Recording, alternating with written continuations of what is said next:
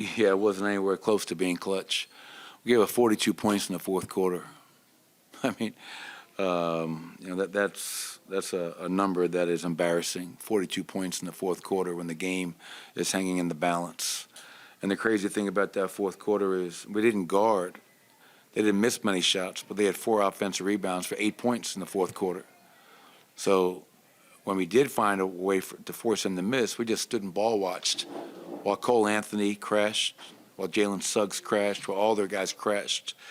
Third quarter, Franz Wagner was on a mission. He had 3 points at halftime. He had 24 in the second half, 15 of those at 24 in the third quarter.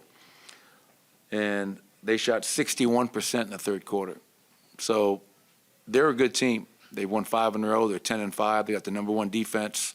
Their bench scored 58 points tonight. But that's a game that we should have won. We did not make enough plays down the stretch on either end. And you can't allow a good team to score 42 points when the game is hanging in the balance. So a lot to clean up from this one. Coach, you guys are the champion. So it's a different, it's a different game when you think about every time you go out there, they want to kill you because you're the champion. Can you see that difference between last year and this year in every game? Yeah, I mean, that's something we talked about going into training camp. You know, anytime you're a reigning champion, you're going to get everybody's best for 82 games. And but I tell you what, that Orlando Magic team, I don't think it matters who they're playing. They play hard. They come at you for 48 minutes. No matter you're a reigning champion or a team that's lost 10 in a row, they're going to play the same way. And that's why they're a good team and a dangerous team. You have a great rotation and a large rotation. Talk to us a little bit about JulianThornton, how he has come along, and what do you see in the future with this player in your team? Yeah, he's a young player trying to find himself in the NBA.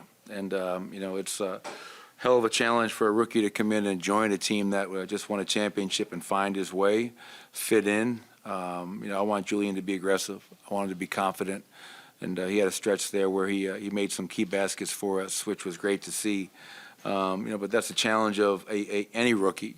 Is there's growing pains. You know, there's a good game, there's a bad game, and you're always searching for consistency as a young player. But Julian puts the time in. He's got a lot of talent, and he just got to keep on working, staying ready. And I tell him all the time, just stay aggressive and be confident. Don't ever let anybody take away your confidence. And he's got a chance to be a hell of a player.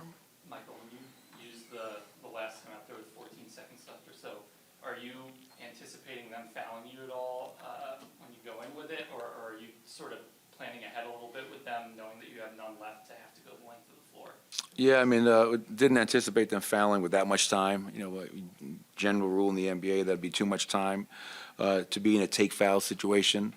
Obviously, we're trying to get a 3-point, shot up. Obviously, that didn't develop, and Nikola drove the ball for a 2, but now it's like 6 seconds to go in the game with no timeouts, and now you're in a length of the floor situation. Give Goga credit, stepped up and made 2 huge free throws for them. And we wound up turning it over on the ensuing possession when we tried to go length of the floor. But, it didn't come down to that last play. Once again, throughout the game, they shot 54 from the field. They had 60 in our paint. They had 22 on the glass. And that's just not good enough against a quality team like the Magic. It felt like late in that game they were doing what some teams have done. I know it's not on one player ever, but getting switches onto Michael Porter Jr., having to defend there. What can you guys do defensively in that situation to make that a little bit more difficult? Yeah, well, I mean, at the end of the day, Michael's going to have to guard. I mean, because it's, we see that. That's what the NBA has turned into. You watch any NBA game, and at the end of the game, they're going to call up a certain player on the other team and try to, attack him. And I think Michael's grown tremendously on the defensive end. And, if it gets to a point where we're just not able to stop the other team, putting Christian Brown late in the game, just to try to stop that from happening, But I know Michael's prideful. I know, he hates when teams do that to him. And now he's got to take that emotion and put it out there and find a way to not allow teams to do that. And that's something that we'll continue to help him with. Orlando was 30 for 41 in the paint, 8 for 11 after an offensive rebound. What was it inside that made defense tough, especially in the interior?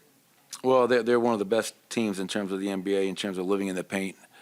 They only made 10 threes tonight, but they have a lot of very aggressive drivers.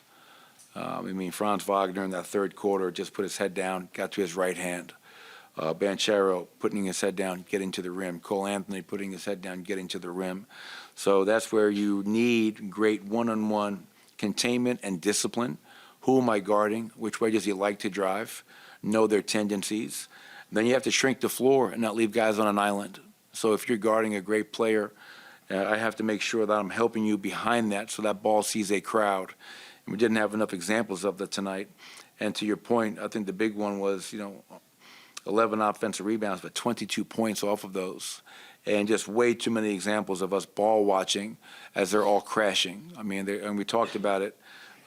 They all crashed with reckless abandon, and they did that tonight, and we just never were willing to put bodies on bodies often enough.